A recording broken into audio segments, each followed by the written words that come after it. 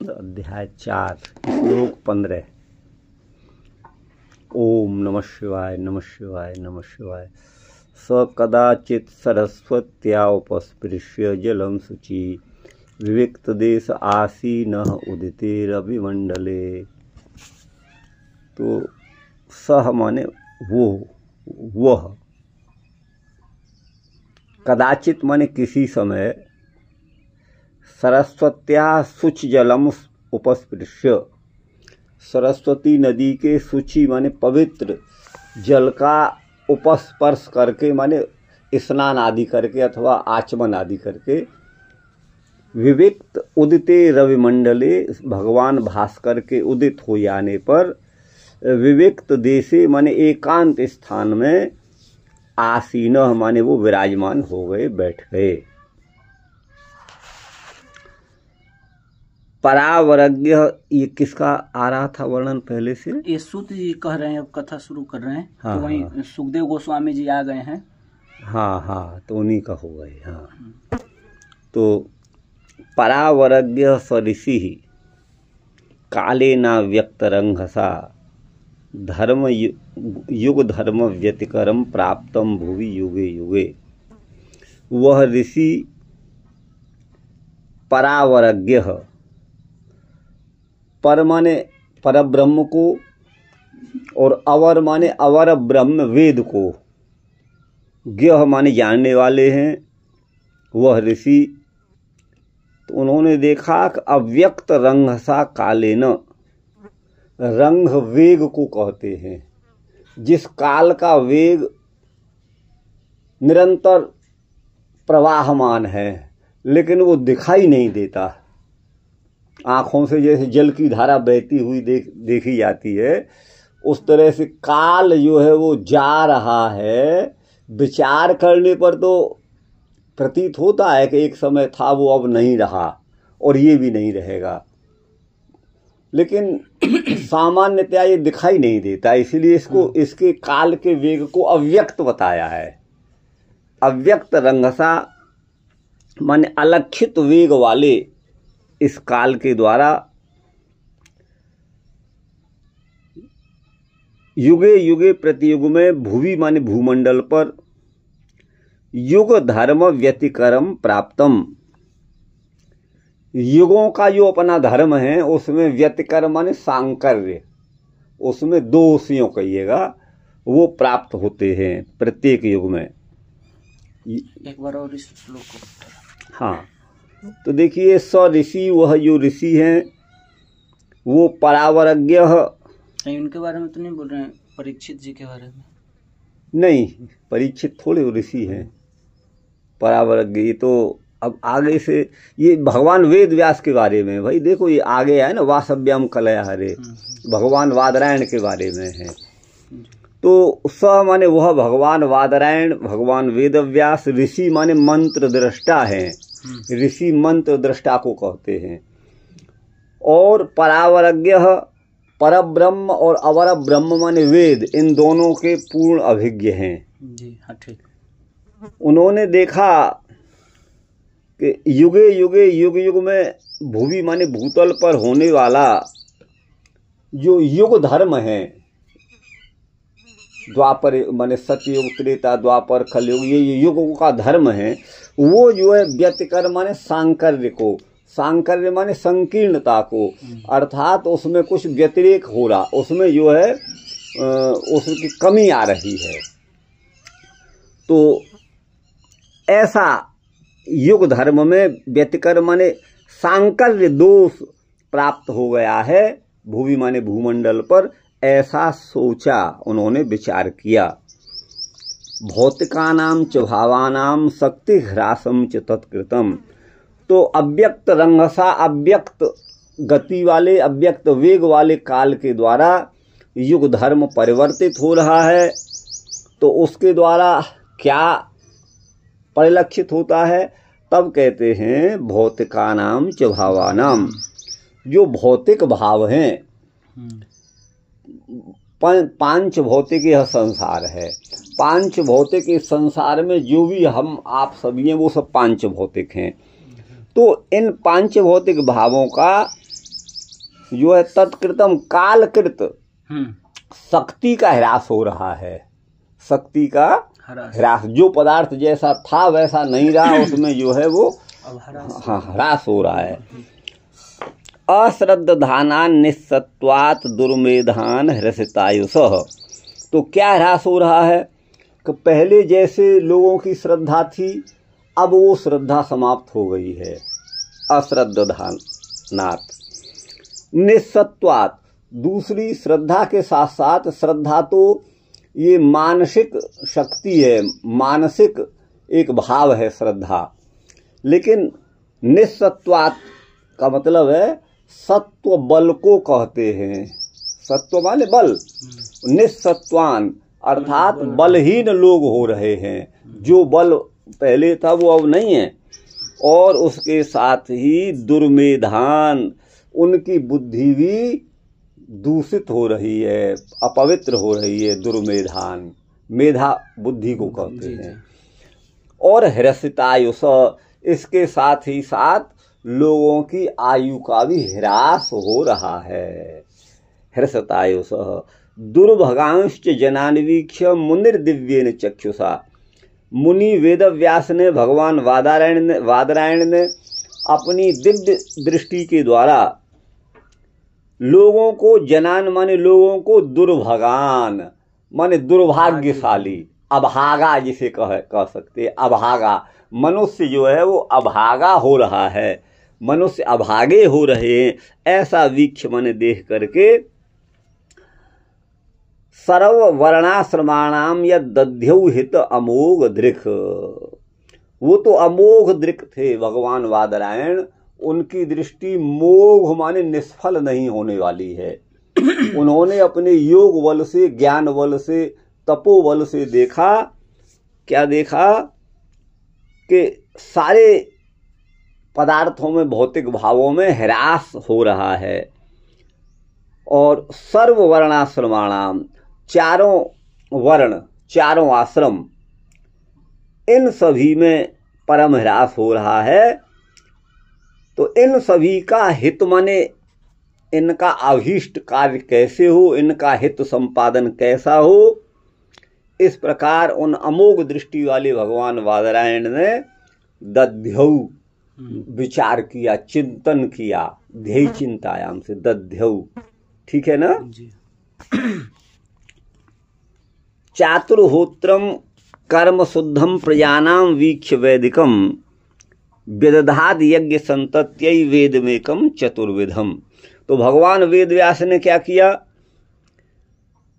चातुर्होत्र जो कर्म होते हैं, माने यज्ञो दानम तपश्चैव पावनानि मनीषिणाम, यज्ञ यागादिक, ये अग्निहोत्र प्रत्येक आर्य मात्र का कर्तव्य है, मनुष्य मात्र का कर्तव्य है।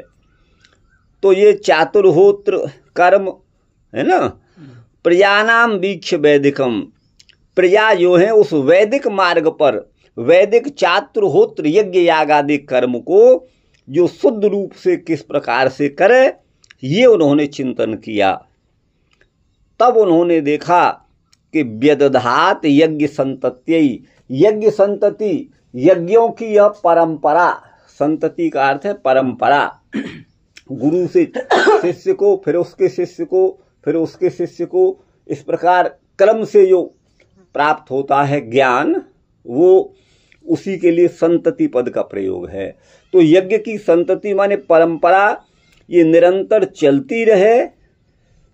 और इस वेद को जो अभी एक ही रूप में है, उसे लोग समझ नहीं सकते, इसलिए भगवान वादरायण ने उस वेद को, वेदमेकम, एक ही वेद को, चतुर्विधम व्यदधात, उसके 4 विभाग कर दिए।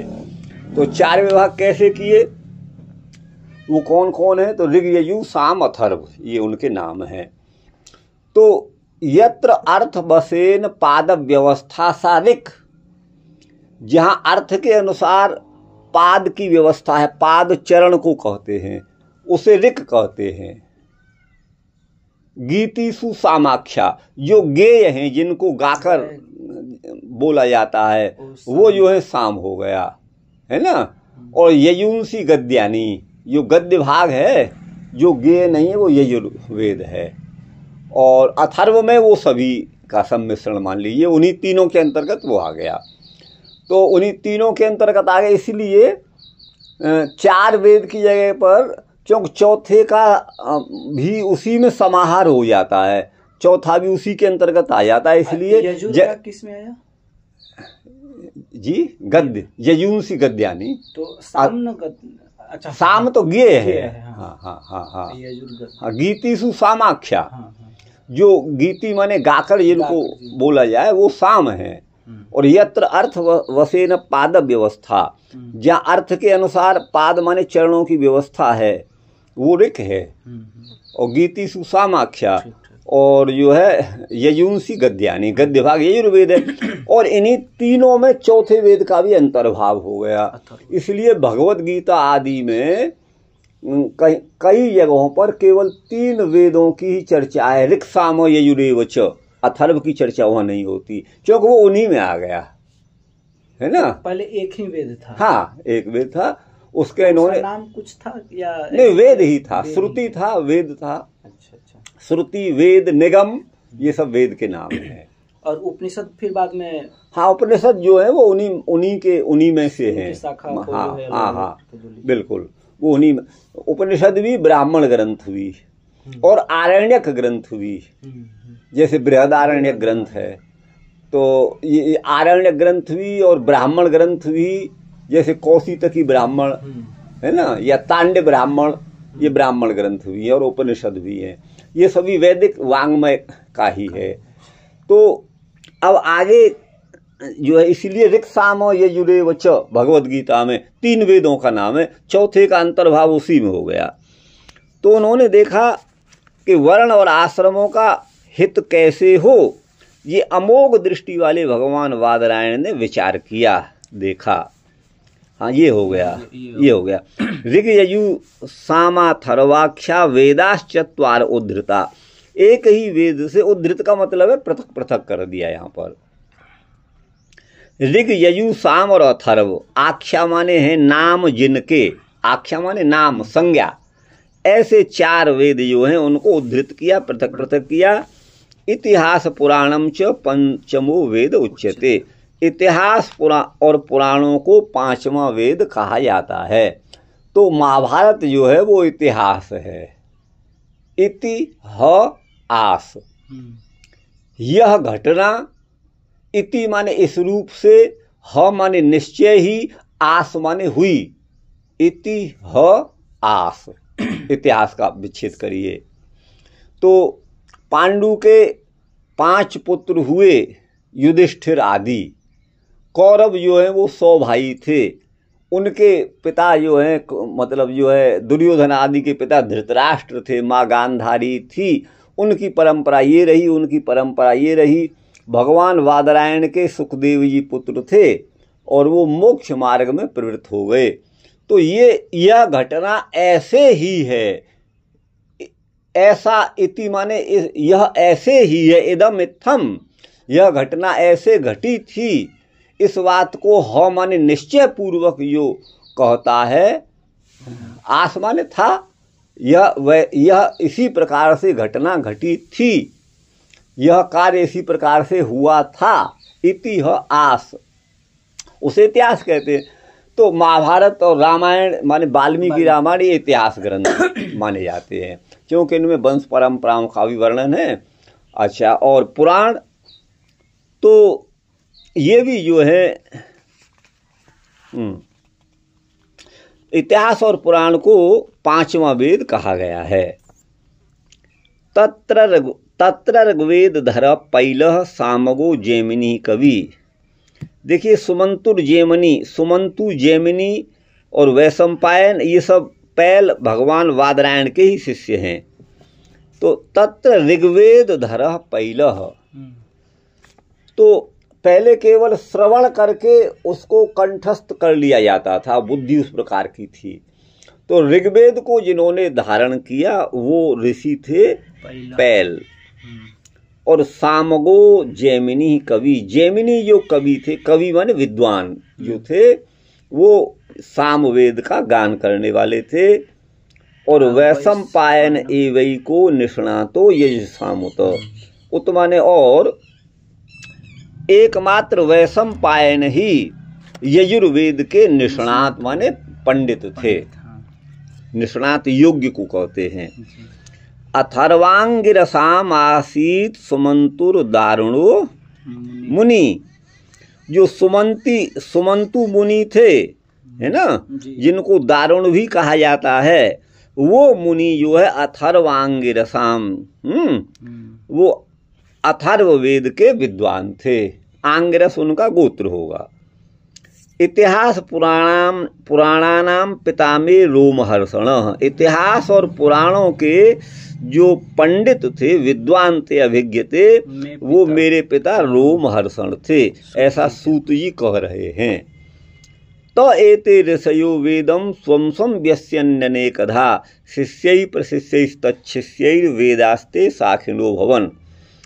तो त एते ऋषयो, ये जो चारों वेदों के चार ऋषि बताए हैं, एते माने ये जो ऋषि हैं, इन्होंने स्वम स्वम वेदम, अपने अपने वेद को, है ना, अनेकधा व्यस्यन, अनेक रूप से उनका माने वर्णन किया, कहा।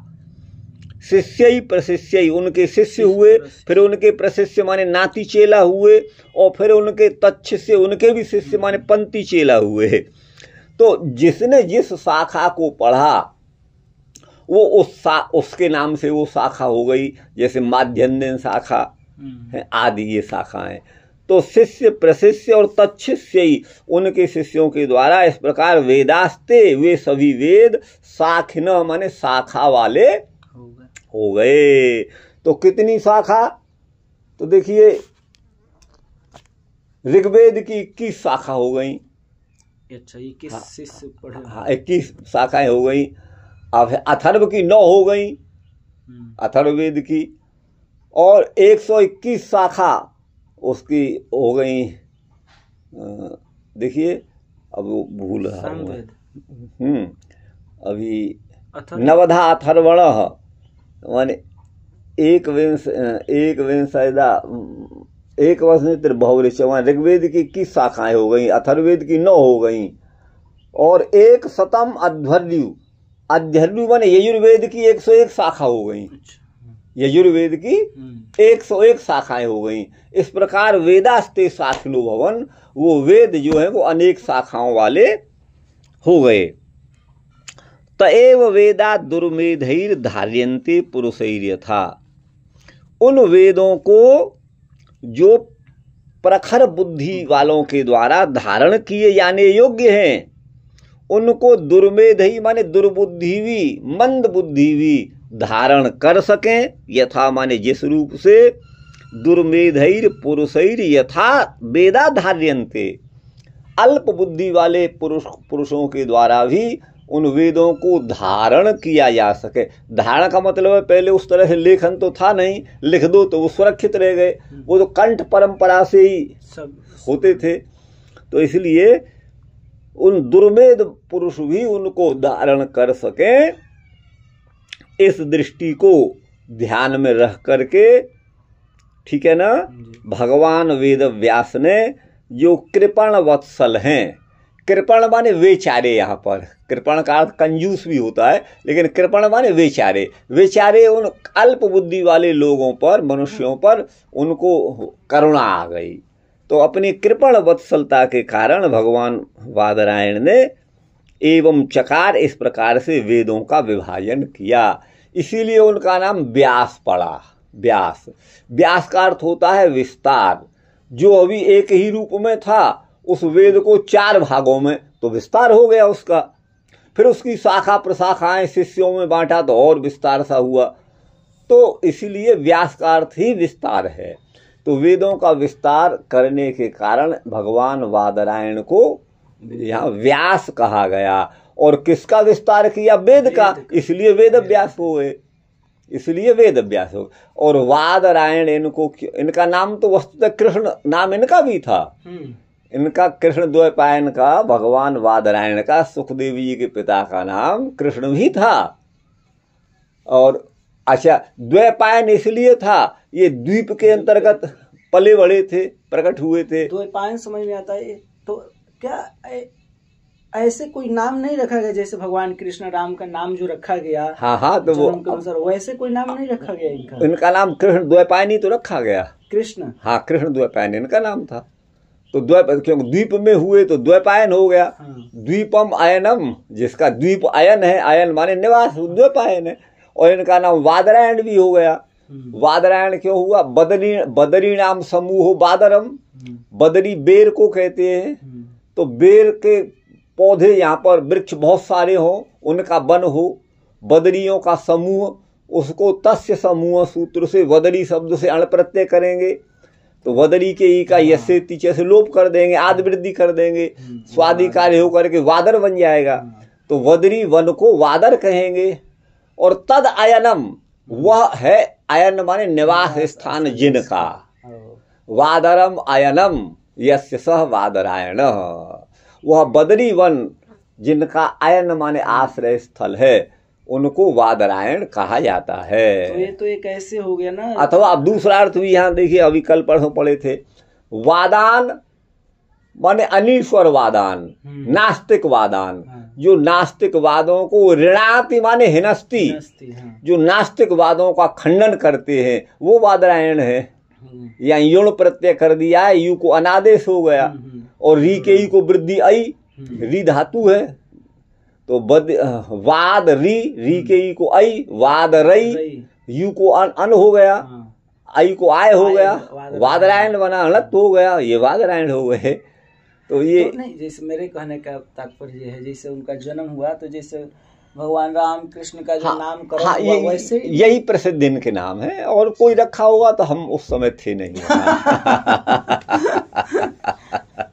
कोई यही हमारे पढ़ने में यही आ रहे हैं। हाँ, व्यास सत्यवती सुतः, इनका श्रीधर स्वामी, श्रीधर स्वामी जी का 15वां यहाँ से इति।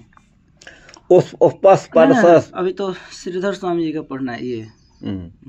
जब जलम उपस्पृश्य, इसका अर्थ है जल में स्नान आदिक करके, ये अर्थ है। आसीन माने विराजमान हो गए, बभूव ये और अध्यार करना पड़ेगा। विविक्ते माने एकांत स्थान में, यहाँ था ना, कहाँ है वो विविक्त? तो यहाँ पे विविक्त का अर्थ होता है एकांत स्थल में, विविक्त देश में माने एकांत में, निर्जन। बोले निर्जन में क्यों बैठे? अरे जरा जनता के बीच बाच में बैठते तो थोड़ा चढ़ावा भी आ जाता। आजकल तो वैसे ही करते हैं। तो बोले चित्तई काग्र्यार्थम, चित्त की एकाग्रता के लिए विविक्त देश, एकांत स्थल होना आवश्यक है, इसलिए कहा गया है। अनेनैव बदरिकाश्रम स्थानम, इसीलिए यहाँ बदरिकाश्रम को सूचित किया गया है, जो एकांत था, निर्जन था। तत्र च स ऋषि युग धर्म व्यतिकरादिकम वीक्ष्य, वहाँ उन ऋषि माने वादरायण ने युग धर्म में व्यतिकर माने सांकर्य देखा, देख करके सर्व वर्णाश्रमाणाम यत हितम, सभी वर्णों का, चारों वर्णों का, चारों आश्रमों का हित जिस तरह से हो, तत् दध्यौ, वह उन्होंने ध्यान किया, चिंतन किया। ये तृतीय के साथ इसका अन्वय है, दध्यौ का। परावरज्ञ है ना, अतीत अनागत वित, मैंने किया था वेद और पर ब्रह्म को जानने वाला, लेकिन यह पर और अवर, पर माने जो बीत चुका है, और अवर माने जो अभी आया नहीं है, अर्थात भूत भविष्य के वो जानकार थे, परावरज्ञ। अव्यक्तम रंग वेगो यस्य सह, रंग माने वेग जिसका अव्यक्त है, लक्षित नहीं होता, दिखाई नहीं देता, ऐसा अलक्ष्य वेग वाला काल है। तेन कालेन, उस काल के द्वारा, युग धर्माणाम, युगों का धर्म, व्यतिकर माने सांकर्य को प्राप्त हुआ, ऐसा देख करके। तथा भुवि युगे युगे माने युग युग में, क्या है? कुछ नहीं। हाँ,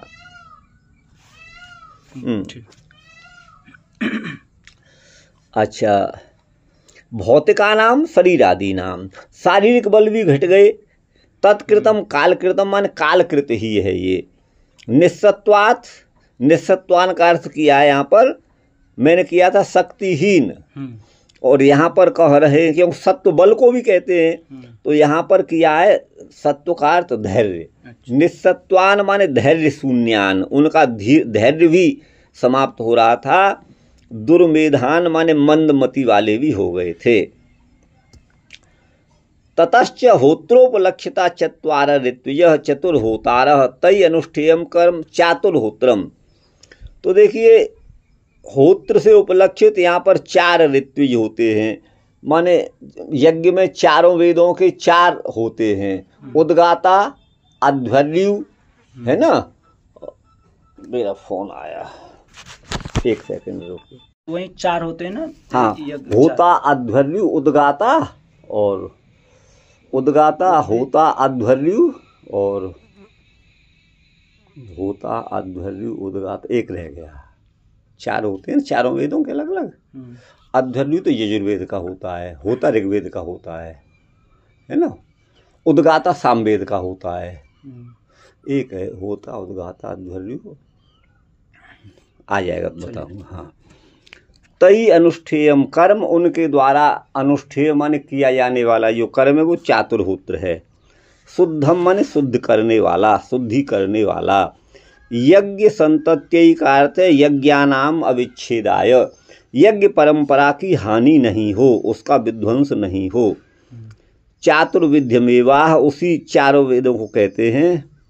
ऋगिति उद्धृता पृथक्कृता, माने 4 वेदों को यहाँ उद्धृत पद आया है ना, उसका अर्थ है पृथक पृथक किया जी। तो कैसे पृथक किया? दारुणः क्रूरः अथ वा उक्ताभिचारादि प्रवृत्ते है। ये दारुण पद आया है 22वें में, देखिए 22वां श्लोक कहाँ पर है, ये है। तो अथर्वांगिरसामासीत सुमंतुर दारुणो मुनि, तो यहाँ पर दारुण का अर्थ क्रूर कहते कर रहे हैं। दारुण माने क्रूर।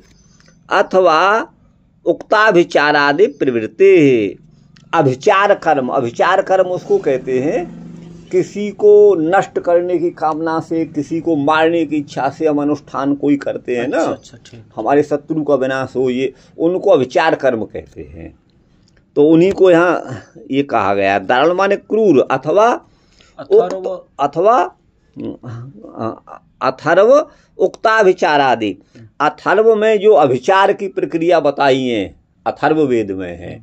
तो अथर्व वेद में अभिचार आदि की प्रवृत्ति को मानकर उसमें भयंकर अनुष्ठान है, मतलब किसी को समाप्त करने का, किसी को रसित करने का, तो इसलिए उसको दारुण कहा गया है।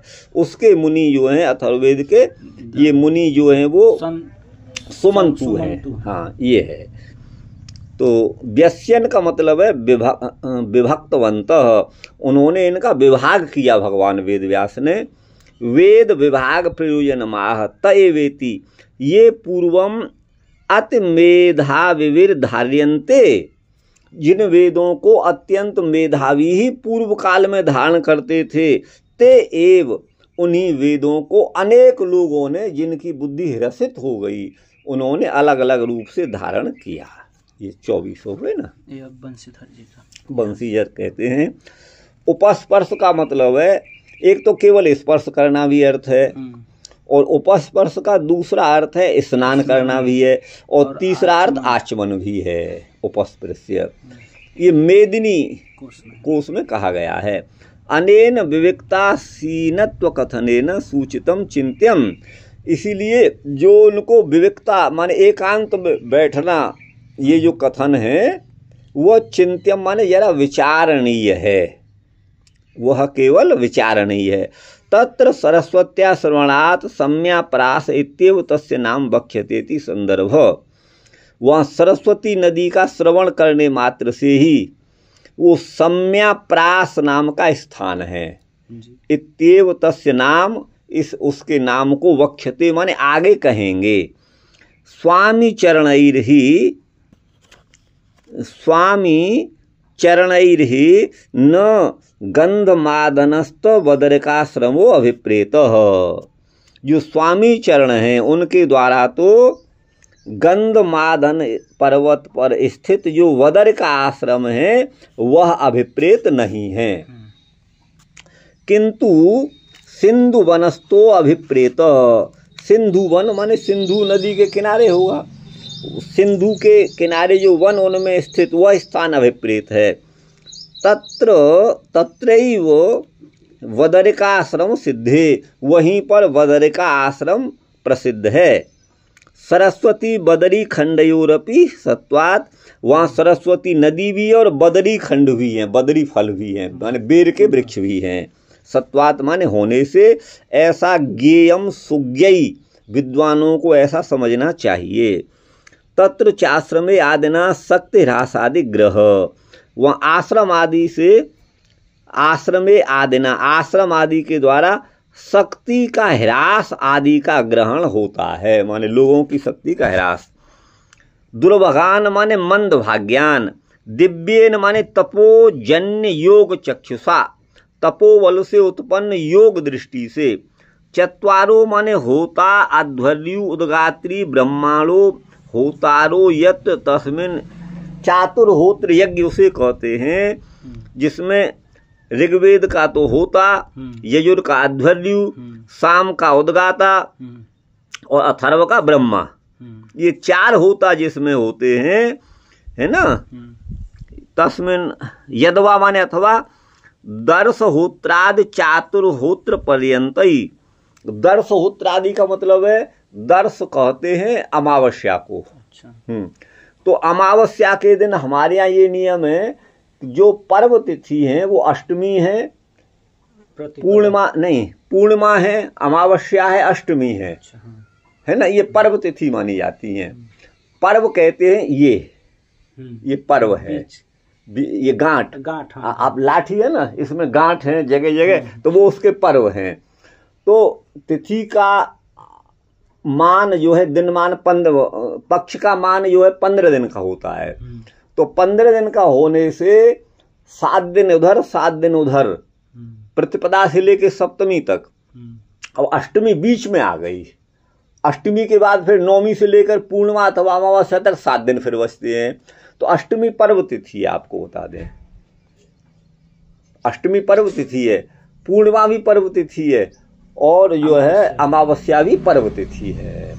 तो वही है पर्व पर, कहाँ गया। तो अच्छा, दर्श होत्र आदि, वही दर्श माने अमावस्या आदि को होने वाला जो होत्र, चातुर्होत्र है ना, दर्श होत्र से लेकर के चातुर्होत्र पर्यंत, जिसमें चारों होता, अध्वर्यु, उद्गाता और ब्रह्मा, ये चारों रहें, यहाँ तक मंत्रई प्रकाश्यम व अग्निष्टोमादिकम, मंत्रों के द्वारा प्रकाश्य माने प्रकाश में आने वाला जो अग्निष्टोम आदि यज्ञ हैं। ऐसे प्रजानाम वैदिकी नाम यज्ञ संतत्यई, वैदिक विधान से यज्ञों की संतति माने परंपरा चलती रहे। यज्ञानाम माने अग्निष्टोम आदि नाम, अग्निष्टोम आदि यज्ञों की परंपरा के प्रवर्तन के लिए एकम अविभक्तम वेदम, जो अविभक्त वेद था उस एक वेद को ऋगादि भेदेन, ऋग यजु आदि 4 भेदों में चतुर्विधम अकरोत किया। मूल वेद सिंधु है ना, सिंधुरुद्धुता न तो कृता, मूल वेद सिंधु उद्धृता, हाँ, सिंधु उद्धृता, जो मूल वेद रूपी सागर है, जो एक वेद है, उसी से चारों वेदों का विभाग कर दिया। उद्धृत का मतलब पृथक पृथक कर दिया। न तो कृता, हाँ, न तो कृता, उनको रचा नहीं। अच्छा, हाँ। रचे तो भगवान की वाणी है, वो तो अपौरुषेय है। तदर्थ ज्ञानाय, उस अर्थ का ज्ञान माने वेद के अर्थों का ज्ञान कैसे हो, तो उसके लिए पहले इतिहास और पुराणों को पढ़ना आवश्यक है। तो तदर्थ ज्ञानाय कृतम, वेदार्थ ज्ञान के लिए कृतम माने रचा, किसको रचा, इतिहास पुराण को, अर्थात रामायण महाभारत, ये जो है, बल्कि जो है हम महाभारत ही कहेंगे क्योंकि वेद व्यासी का यहाँ प्रकरण है। अच्छा,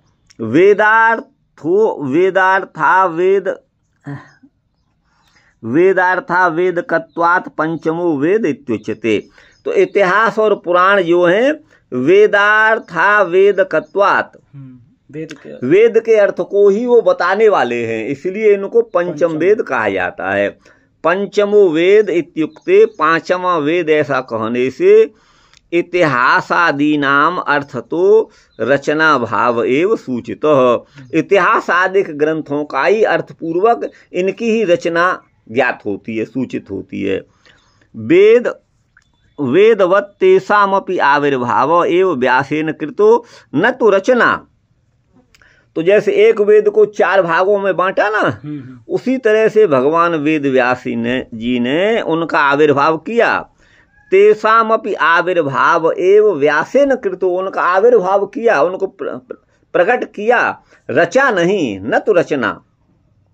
तेषामपि नित्यत्वात्, इनकी दृष्टि में जो इतिहास ग्रंथ है महाभारत आदि उनको भी नित्य माना है, ऐसा ये कह रहे हैं इन बंशीधर जी के। तत्र तेषां वेदानां मध्ये ऋग्वेद प्रवर्तक पैल, ऋग्वेद के प्रवर्तक पैल हैं, तन्नामक ऋषि हैं। साम गायति स्वशिष्यो गमयति, सामवेद का गान करने वाले अथवा अपने शिष्यों को सामवेद का ज्ञान पहुंचाने वाले, वो सामग हो गए। कवि का अर्थ होता है सूक्ष्मदर्शी। एव कारेण मनुष्येषु तत्प्रवर्तक स एव वेदेषु सूर्य। एव कार्य एव पद आया है, एव कार्य के द्वारा मनुष्यों में उस वेद का प्रवर्तन करने वाले है ना, जो है वही वेदों में सूर्य के समान है। यजुषाम माने यजुर्वेदा नाम, यजुर्वेद के निष्णात माने कुशल अथवा उसको प्रवर्तित करने वाले। अथर्वांगिरसाम माने अथर्व वेदा नाम निष्णात, अथर्व वेद के निष्णात, ऐसा योजना करना चाहिए।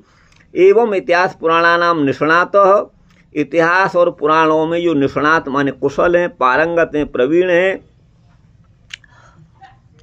आर्षाद बहुधाख्यानम देवर्षि चरिताश्रयम,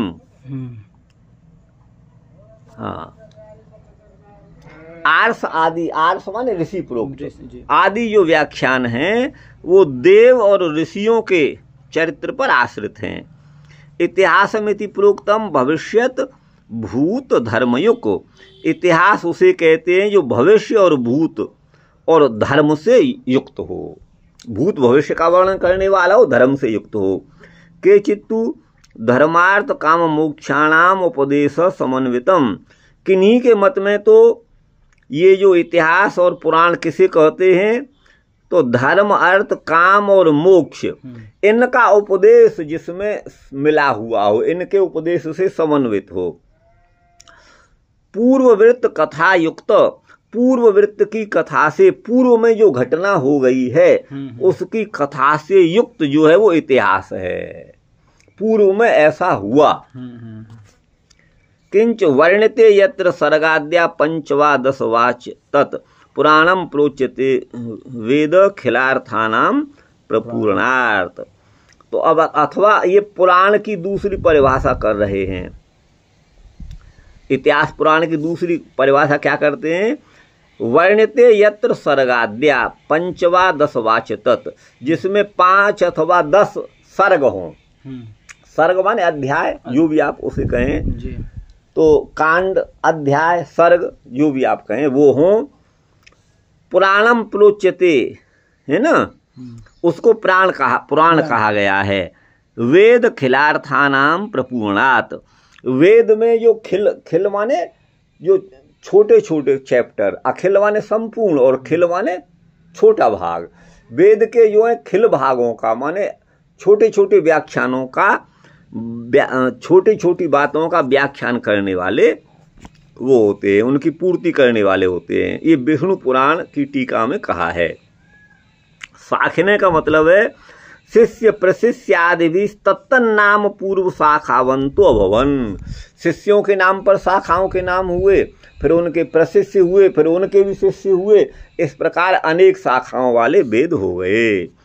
व्यास नाम निर्वचनमाह, व्यास नाम की व्युत्पत्ति करते हैं, निर्वचन करते हैं। दुर्मेधई माने अल्पमत भीरपि धार्यते पठित्वा अवधृतार्था क्रियन्ते, दुर्मेधई माने अल्पमति वालों के द्वारा भी, धार्यन्ते माने जिनको धारण किया जाए, अथवा पढ़कर के, अवधृतार्था पढ़कर जिनके अर्थों को धारण किया है, क्रियन्ते तथा शिष्य प्रशिष्यादि भी शाखोपशाखा भेदेन, शिष्य प्रशिष्यादि के द्वारा शाखा उपशाखा के भेद से उन्होंने चकार माने किया। व्यसत तस्माद व्यास, व्यसत माने विस्तार किया, इसीलिए उनको व्यास कहा गया है। और व्यासो नारायण स्वयं, पुराणों में भगवान वेद व्यास को साक्षात नारायण ही बताया गया है। ये 24 आपके हुए गुरु भाई।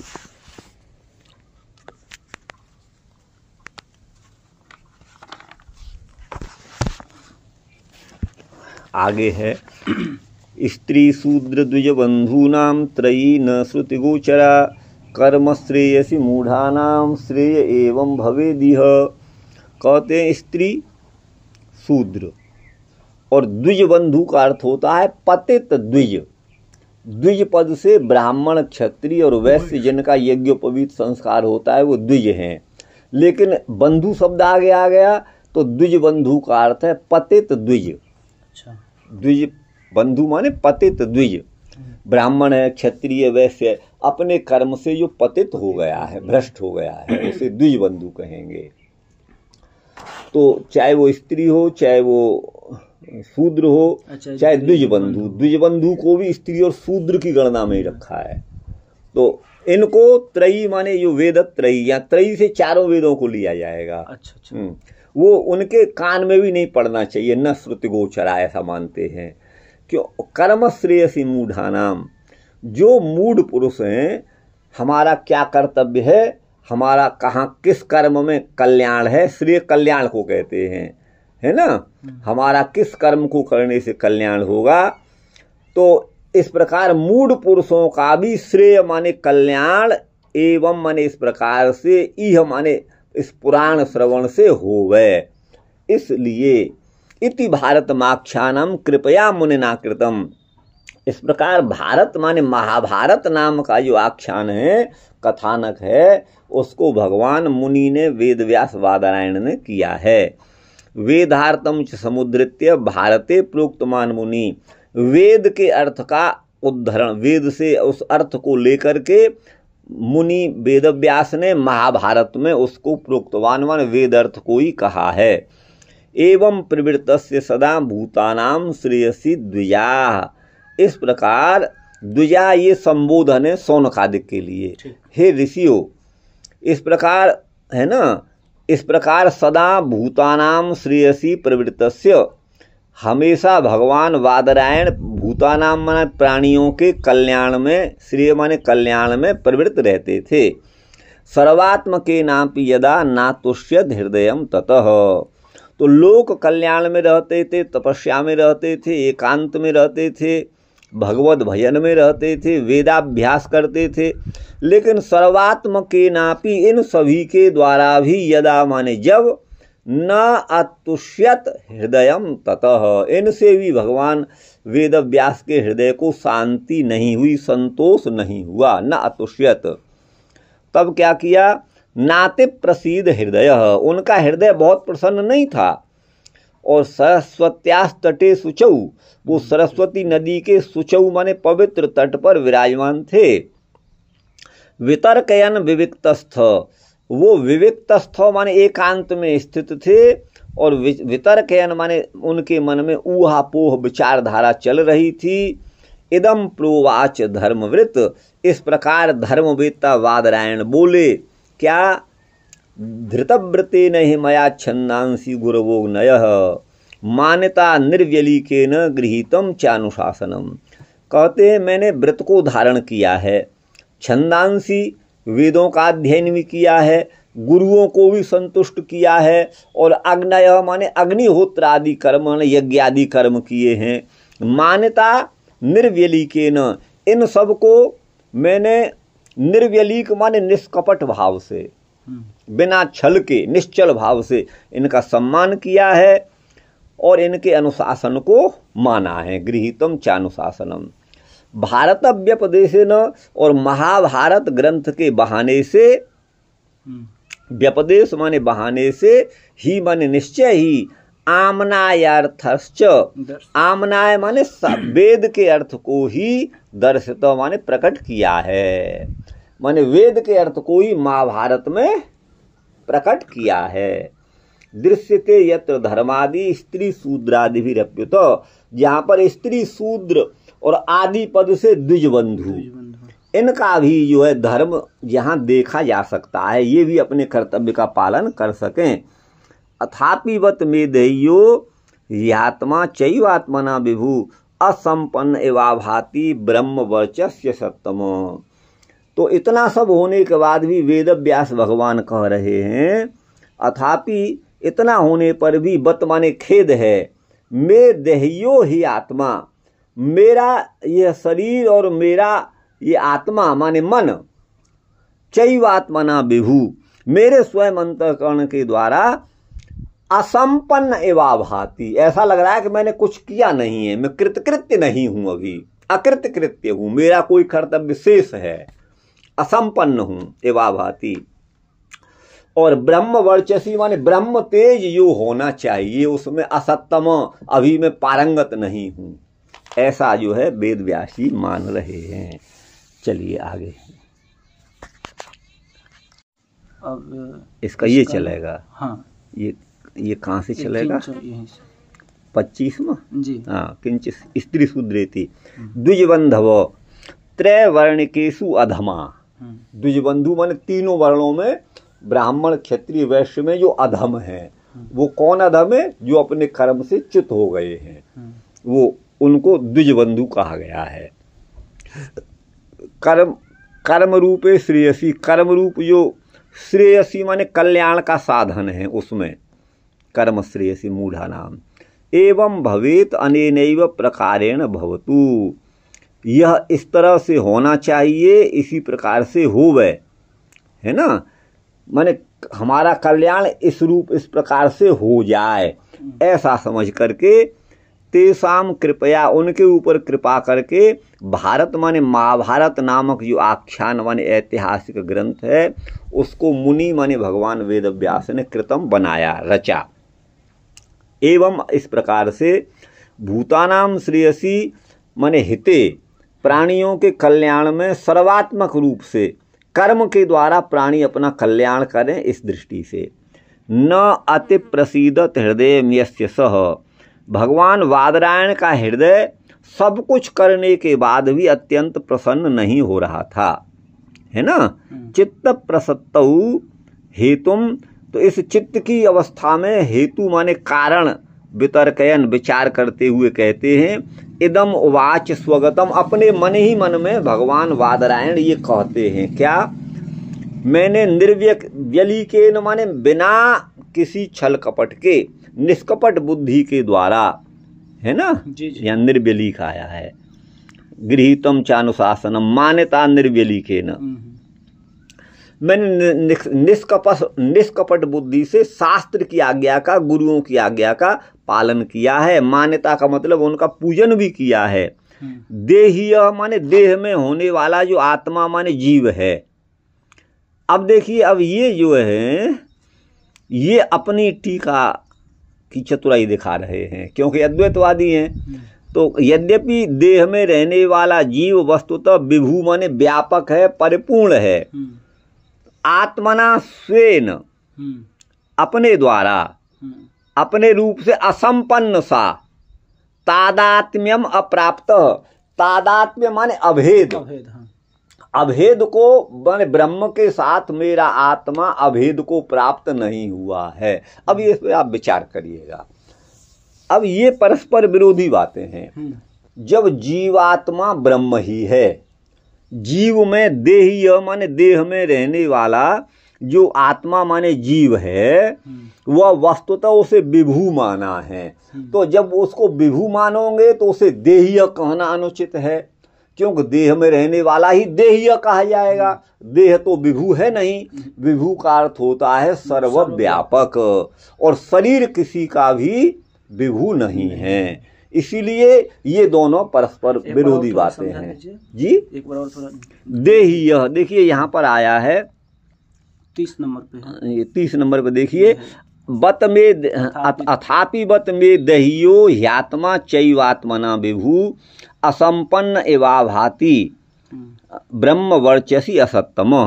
तो देहीय का अर्थ कर रहे हैं देह में होने वाला, आत्मा माने जीव, और वह जीव कैसा है? वस्तुतः विभु है, परिपूर्ण है, माने सब जगह है। मेरा आत्मा भी सब जगह, आपका भी आत्मा, इस जीव को ये विभु मान रहे हैं। ये शास्त्र विरोधी बातें हैं।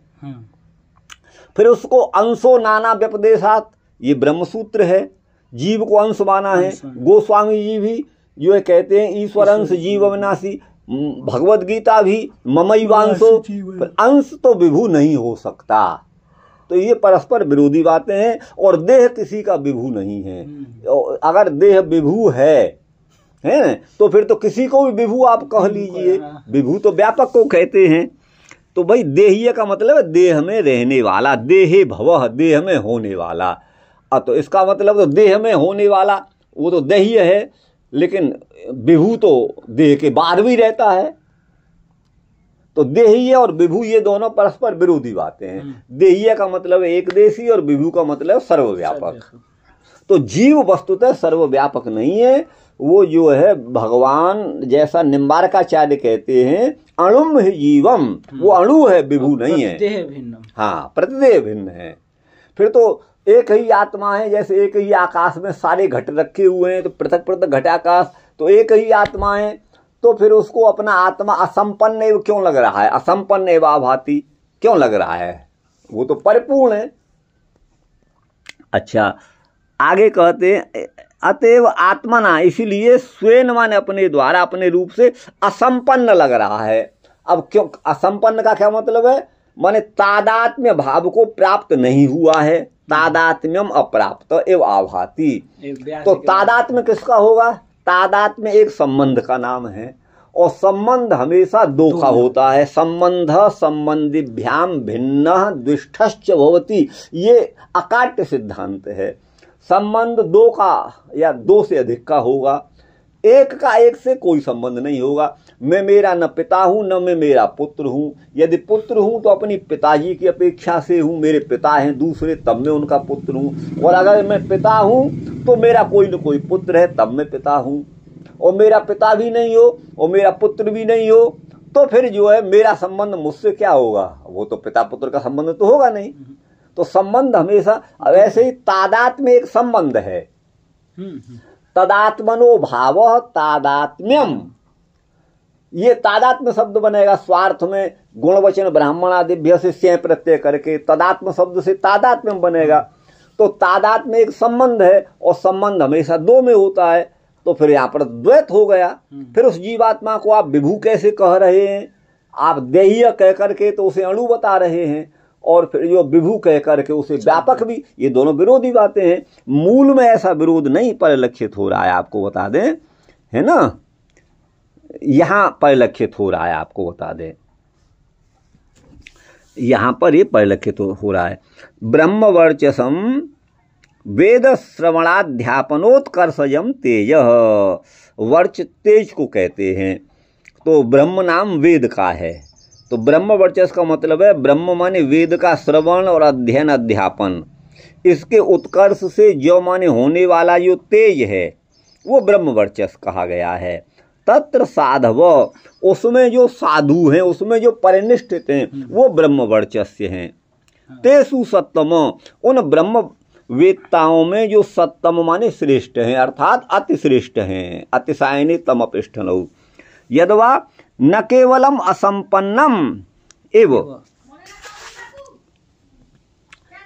आभाति, केवल असंपन्न जैसा नहीं लग रहा है। प्रत्युत ब्रह्म वर्चसी माने ब्रह्म वर्चस्वानपि, ब्रह्म तेज युक्त होता हुआ भी असत्तम एवा भाति।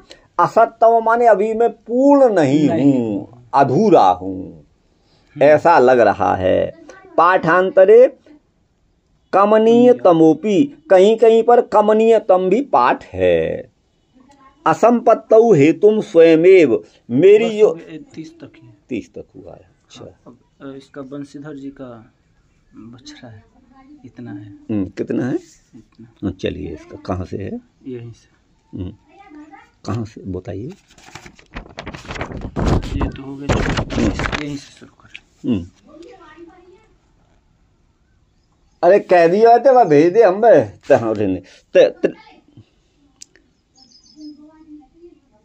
त्रैवर्णिकानाम माने वेद कर्मानुष्ठानेन शुद्धांतकरणानाम। त्रैवर्णिक माने ब्राह्मण क्षत्रिय वैश्य, इनका वैदिक अनुष्ठान से शुद्ध अंतःकरण हो गया है।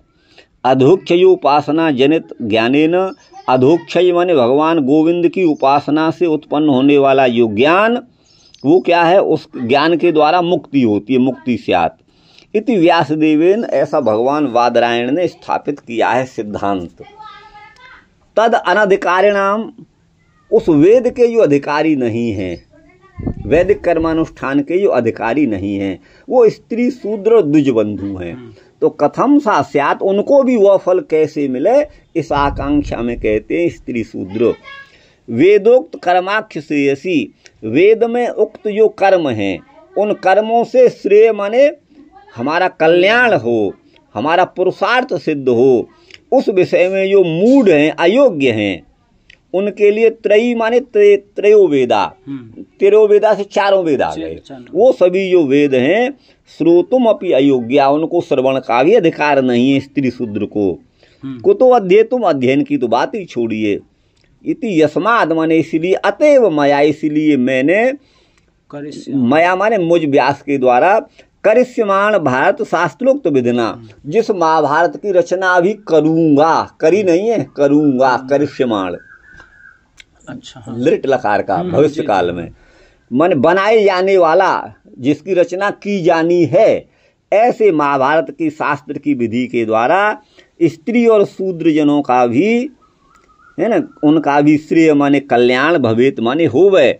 इस प्रकार कृपा करके मुनि सर्वज्ञ जो वेद व्यास हैं, उन्होंने भारत नाम का आख्यान कृतम माने बनाया।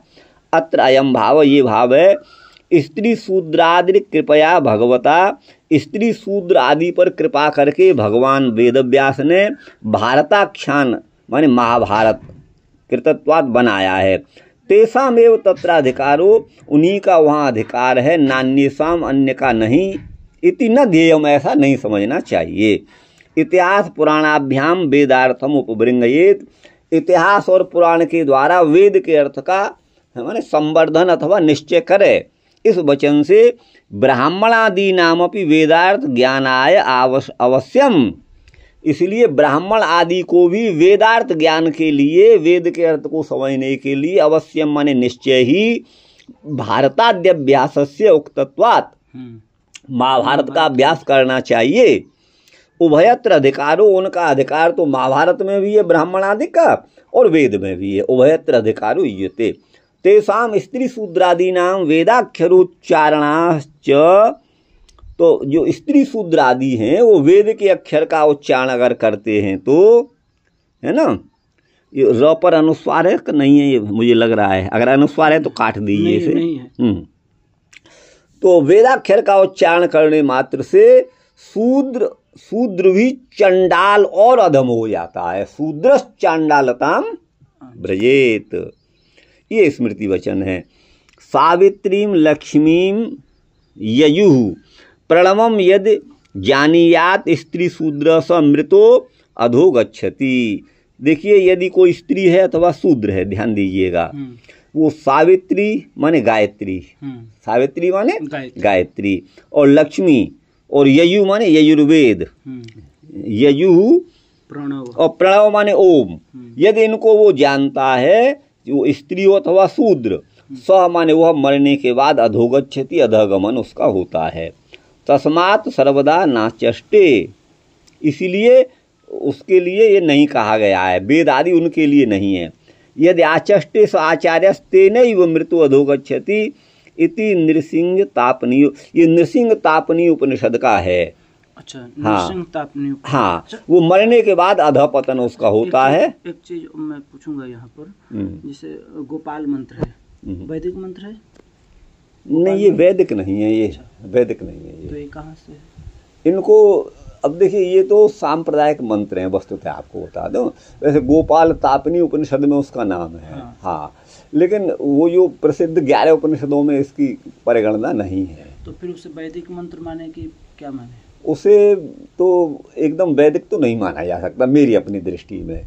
भाई देखिए, चारों वेदों में या जो 11 उपनिषद हैं उनमें कोई आपको उनका मिल जाए तब तो उसको माना जाएगा। तो अब हम उसके लिए क्या कहें कि एक अल्लू उपनिषद भी बन गया है, अल्लाह का उपनिषद भी बना दिया मूर्ख धूर्तों ने, पढ़े लिखों ने, कुछ नहीं, सत्य कह रहा हूँ आपसे। तो उसको हम कैसे प्रमाणिक मान लेंगे? तो ये जो, तो उसको क्या स्त्री जप सकती है गोपाल मंत्र को? देखिए, उसमें अशुद्ध अवस्था में तो नहीं जपना चाहिए। अशुद्ध अवस्था में नहीं जपना चाहिए उसे। और ऐसे वैसे शुद्ध अवस्था में जप सकती है गोपाल मंत्र। हाँ हाँ। सर्वथा साक्षात वेदाध्ययन श्रवणादि निषेधेन, स्त्री शूद्र आदि के लिए साक्षात वेद का अध्ययन और श्रवण आदि का निषेध है। तो गत्यंतराभावात, तो उनकी क्या गति होगी? कोई दूसरी गति तो है नहीं। तो भारतादि उक्तानुष्ठाने न, महाभारत में शूद्र स्त्री के लिए जो अनुष्ठान माने कर्तव्य कर्म बताए हैं उसी अनुष्ठान से ही मुक्ति होती है। फल ब्राह्मण को जो मिलेगा शूद्र को भी वही मिलेगा। क्रिया दोनों की अलग अलग हैं। अच्छा, मूढ़ो योग्य यथा जाते विचित्ते विकले पिचेति निरुक्ति। अब मूढ़ शब्द के भी कई अर्थ हैं। योग्य अर्थ में भी उत्पन्न माना जाता है। मूढ़ माने योग्य, ये कहीं का कोश का वचन है। और यथा जाते, जैसा जो है उसको वैसा कहना।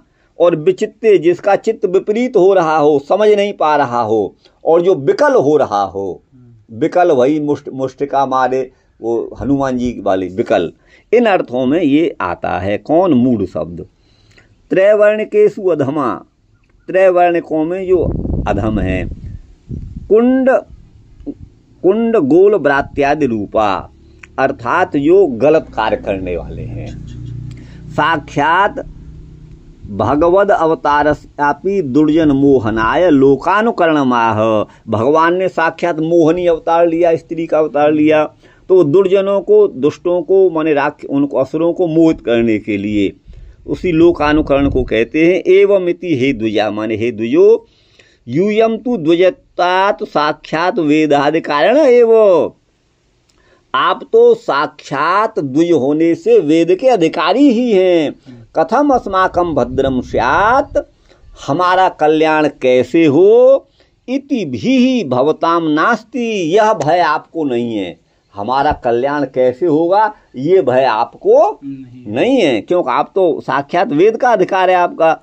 ततः सर्वभूत हित प्रवृत्तेरपि, समग्र भूतों की हित में प्रवृत्त होने से यदा हृदयम ना तुष्यत, माने भगवान वेद व्यास ने सोचा हमारा कल्याण तो हो जाएगा, लेकिन सर्वभूतों का कल्याण, क्योंकि स्त्री शूद्र का अधिकार नहीं वेद में, इसीलिए महाभारत उन्होंने रचा।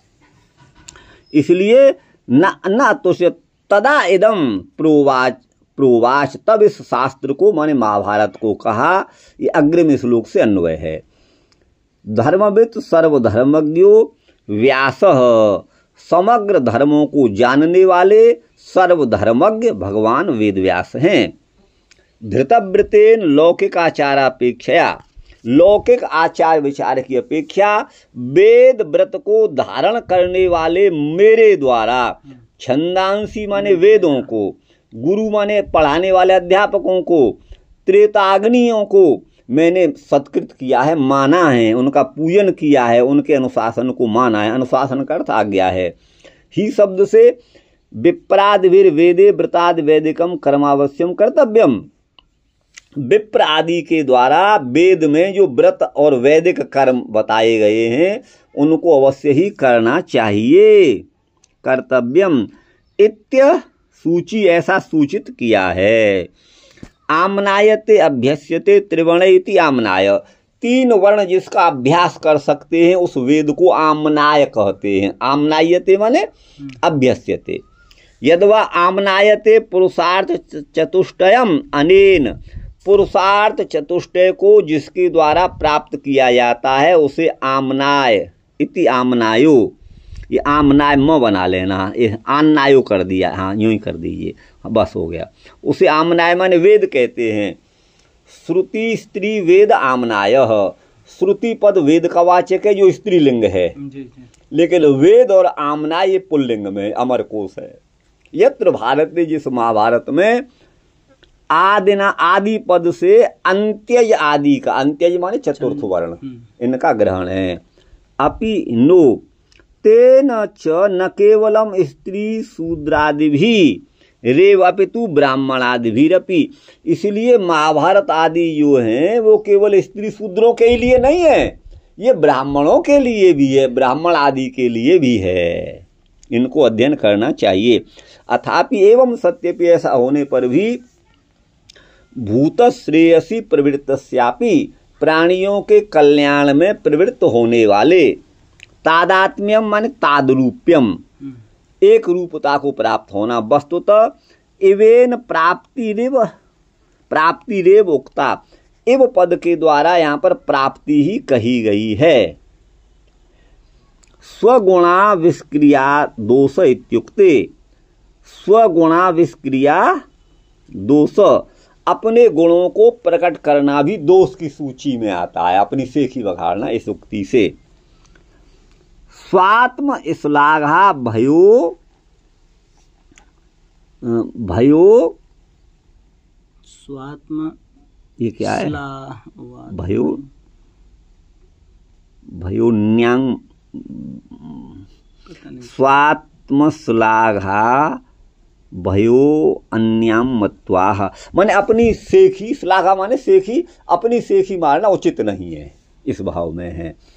पाठांतर में दूसरे पाठ में ब्रह्म वर्चसी असत्तम की जगह उसत्तम है। हाँ ये है, 30 हो गए।